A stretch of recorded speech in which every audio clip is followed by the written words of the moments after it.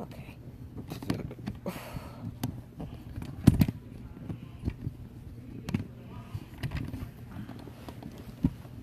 Now you're supposed to.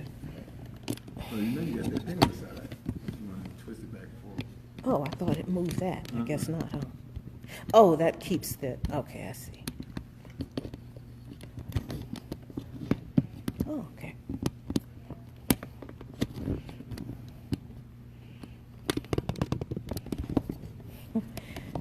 Hi.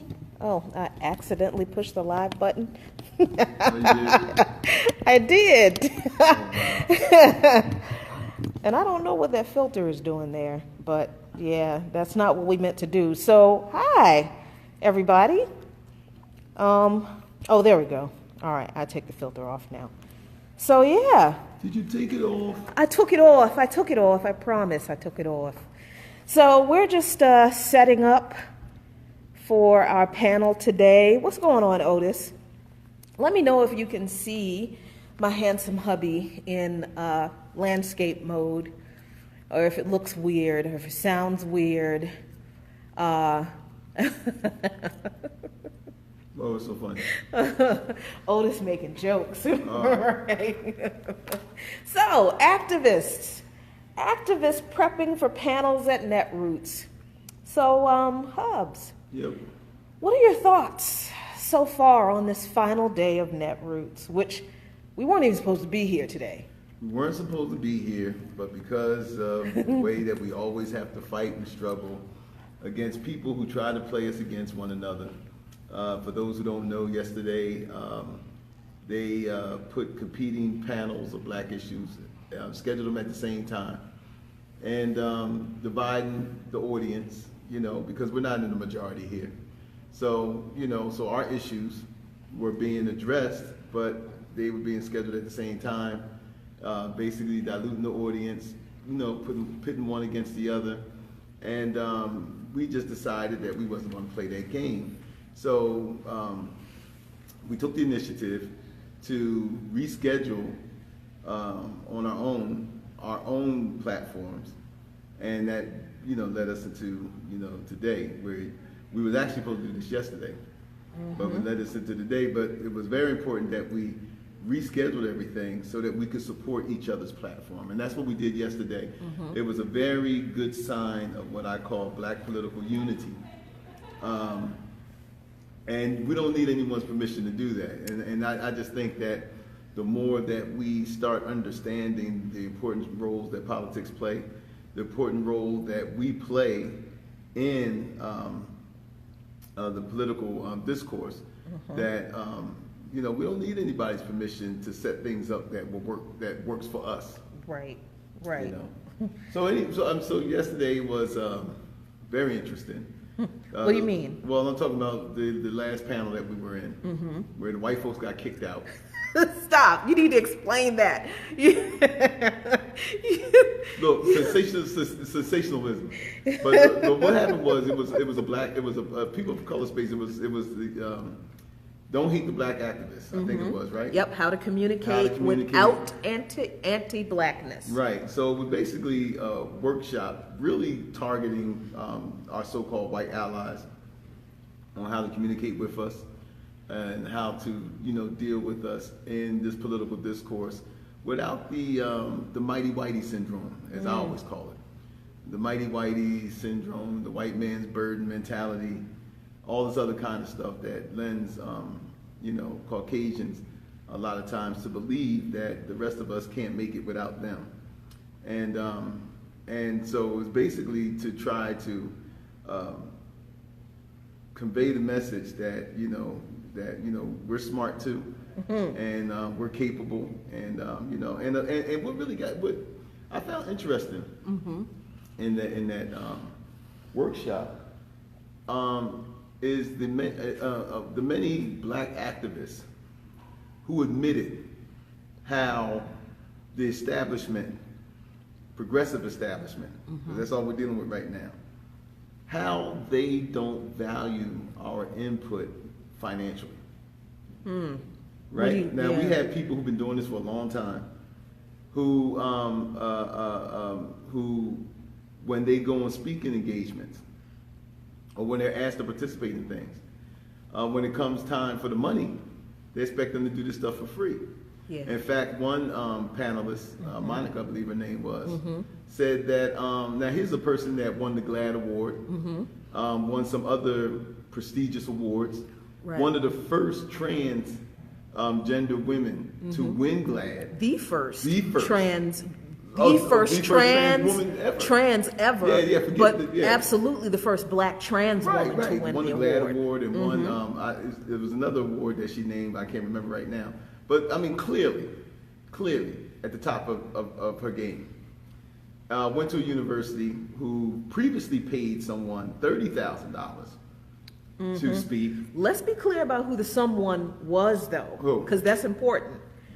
This university previously paid Milo Yiannopoulos. That's right. I couldn't pronounce that name. Yeah, paid him $30,000 to spread his nationalistic, right. White supremacist, ethno-state type of hate, but didn't want to pay a black trans activist $1,000. They told her it was too much money. Yup, balked.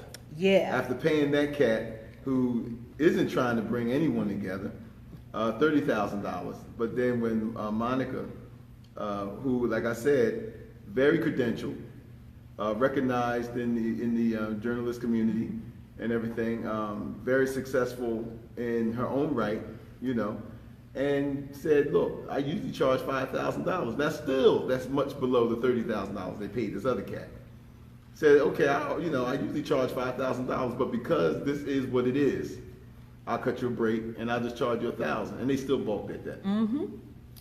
I bring this up to say that Jackie and I have been kind of reminding our audiences, and it's not just, and I wanted to make it clear, when we brought this up about how black organizations and black activists are constantly underfunded, whether it's from the DNC not spending enough money to advertise towards their black constituents, not utilizing black media, not spending that DNC dollars to utilize black media to spend advertisement on black media, to set up headquarters in black areas. All that comes from the DNC money. Yep. Oh, Otis asked a question. Oh, and I don't want to ignore what Otis said earlier. He said to give you a big bro hug. So there's your big bro hug from Otis. And Otis asked a great question. Not even travel expenses. Now, you explain this, because I'm a cussified dude. Hi, come on in. Come on in. We're just doing our thing, but come on in. Yeah, so you explain the whole travel expenses thing from the Luqman perspective. All right, well, this is the thing that we've always been saying. We've been doing this for a few years, and look, we got into this understanding that we got into this thing because of our passion for change and our passion to communicate to our people in a way that we felt wasn't being done. And so we always said that we saw a void in the way that information was disseminated to our people. And so we saw a void there, and we attempted to try to fill that void to the best of our ability. That being said, we became the inheritors of other stuff. Folks have discovered us in our on social media, and we've allied and built alliances with other organizations and other people who are doing social justice work, and we enjoy doing that.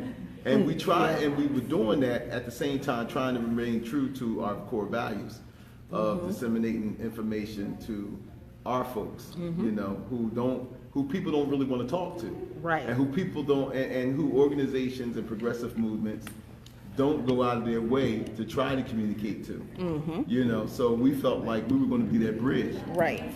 In doing that, and again, we said this yesterday when we were talking about finances and stuff, that those of you who have contributed, this doesn't apply to you. Some of you, and we're very appreciative of it, some of you have even increased your donations because you've seen the amount of work that needs to be done, and you shouldn't have to do that. We have thousands of people that come on our page. We have thousands of people who interact with us. And we always say all the time, your kind words are appreciated, but what's even more appreciated is to help us do this work. Mm-hmm. We're not in it for ego. We're not in it for name recognition. We're not in it for any of those things. We're in it because we have a passion to see social justice work being done. We're in it because we see that unless we stand up and unless we get involved, then the trajectory that we're on, this downward spiral that we're on, is going to, sooner or later we're going to run out of airspace and we're just going to crash. And there's a bottom to all of this. Mm-hmm. And once we hit that bottom and we crash and burn, that's going to further put us in this dystopian existence that we're increasingly finding ourselves in, especially as a black community. So we say, hey, look, nobody, we didn't get into. That's why we got jobs. We didn't get into expecting to get rich or expecting. Right. That's why we keep our jobs. But what we were hoping is that like-minded people like ourselves would say, hey, look, I can't get there. Right. But the Luqmans are going there. Maybe I could contribute to gas. Right. Maybe I could contribute to lodging. Or maybe I could contribute to this, or I could contribute to that. Maybe we could feed them. Make sure they eat while they're there. Maybe we could feed them. And so the thing of it is that we were.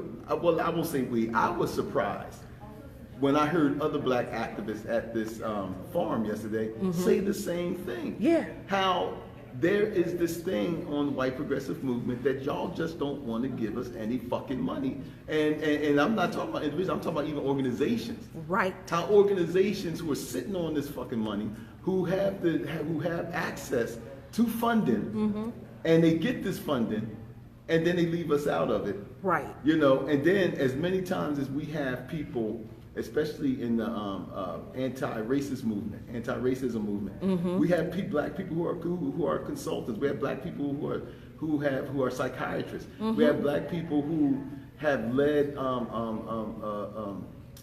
programs for corporations. Yeah, training programs, awareness programs, for corporations, and yet these organizations won't hire them. Right. They won't seek them out, and they won't. So we had to ask the question: is like, what kind of fucking game is being played here? Yeah, especially when we look at when we were asked to do this panel. I understand the only reason we are even in New Orleans this week was because we were asked to be on a panel. What you doing? No, because you talking. So, the only reason we're here this week is because we were asked to be on a panel, and you know how we roll with the people that we've connected with. When we can support them, we do. We try, right? And, when financially we can swing it, we do. This was kind of a financial hike for us to do this, but we felt like it was important to come and support the people who asked us to be here. We know what this is. This is a democratic, thing. But we felt like it was important to support the activists who asked us to be here to talk about these issues that, they need a backup on this. So we came here under our own dime, but we weren't sure if we were going to be able to make it because the registration fee for Netroots is over $300. And they don't subsidize none of that shit. And they don't. And this is. Please don't think that Netroots is like something separate from the It is the progressive wing of the Democratic Party, right? So this money comes. The DNC has the money to give to them if they want to. And I understand they have to pay for, renting the space and all that kind of stuff. It's a major convention center in New Orleans. It's the Mark Morial Convention Center, so it's not cheap. Ernest Morial Convention Center, so it's not cheap. But we're speakers. And as much as I understand we're not Elizabeth Warren and Kamala Harris and Cory Booker, we're not on that level, but you mean to tell me that the organizers of this joint couldn't make sure that at least the speakers that they have coming here didn't have to worry about paying for their hotel? You mean to tell me they couldn't even do that? With over $300 registration fee? Somebody had to negotiate a special registration rate for panelists. What kind of bullshit is that? Now, these are the people who claim that they are better than the other party. But this is how you treat the people who are out in the trenches doing this work. It's how are you better when the people who need access to power the most can't even get here to participate? If we couldn't register under a regular rate, if we didn't get that special rate, we wouldn't have been here. And talk about, I mean, shoot, when we're done today, we're gonna take like a day and a half, and that's our vacation, probably for the rest of the year. There's nobody funding us, and so people like us who are just regular folks, who are activists doing the work, we can't afford. These people can't afford, so they're not represented here, right? That's what I'm getting at. They're not represented here. So, I mean, I'm looking at this and I'm wondering, so, we're doing these panels where we're talking to white progressives again, trying to help them get their mind in this game and help them understand how they're dropping the ball when it comes to us, because unless we come to these events and explain to people where the disconnect is, why there's a problem having somebody like Cory Booker stand on the stage talking about how, he was from the poorest ward in Newark, New Jersey, and, he's from Bergen County, one of the richest counties in the country. And he's for the people, but nobody here knows his involvement in the charter school movement in New Jersey and the problems that caused. I mean, it's one thing for Kamala Harris to get on the stage and talk about just 9 miles from here, Ruby Bridges needed federal troops to help her get to school, but nobody challenges the narrative about what has been happening in New Orleans to public schools in predominantly black neighborhoods since Katrina, and the disaster capitalism that rich white people have taken advantage of and pushing black people out of their neighborhoods. See, the people who are affected by that stuff, they can't afford to come here. So I gotta wonder what, if we are not here, if we don't make the sacrifice to come and not have a vacation for the rest of the year, I guess, and come here and tell these stories for these people like in Richmond, Princess Blanding, who, we understand about police brutality and the police killing people, but I don't think we understand how massive it is. In Richmond, Virginia right now, someone we know, her brother was murdered by the police, and the police department of Richmond is trying to cover it up. We just had a meeting with them this morning. National news isn't paying any attention to it. Most people can't afford to come here, but we could scrape together some money and get here. And you mean to tell me the people who put this conference on can't respect the hustle, can't respect the struggle of the people that they claim they want to vote for them? They don't have enough respect for the struggle of those people to at least pay the representatives to come and represent those people, and then get the hell out of here. No, this has to stop. And the other people who are coming into the room, we're going to have to hop off because we're about to get this thing popping. But the other people are coming into this room, this people of color space. Remember what happened in Chicago? At the People's Summit, where all the black activists had to commandeer a room and get together and talk about how the organizers of the People's Summit screwed black activists over there. Same thing. So, I mean, you know how we do. We traffic in facts. We just come here to talk about the facts. I'm not interested in people's feelings. I'm really not. Facts are what are sorely missing in these conversations that a lot of white progressives and white Democrats and white liberals, we're not even talking about conservatives, we know what their problem is. But these other people, they don't want to know about, they don't talk about the facts because they don't want to hear about them. And we think they've made it clear by the way they treat people like us. So. Well, the only thing that I'm saying is that I wasn't in Chicago last year, but I understood what was happening. The thing that I hope that we can accomplish out of this, as I said before, we don't need anyone's permission to organize and do what is best for us. Politics is a blood sport. And until we learn that politics is a blood sport, politics is a dirty game, and until we treat it as such, then we can't wait for other people to give us the permission and give us the go-ahead and say, okay, you guys can do this, or you guys can organize like this, or you guys are allowed to say that, or you guys are... No, politics is a blood sport. So what I hope that we accomplish out of this is that we take that we understand, first of all, that we have to purge ourselves of the guilt of being able to talk about our issues. We have to purge ourselves of the guilt. We have to purge ourselves of the uncomfortability that we've been socialized to have every time we talk about issues related to us.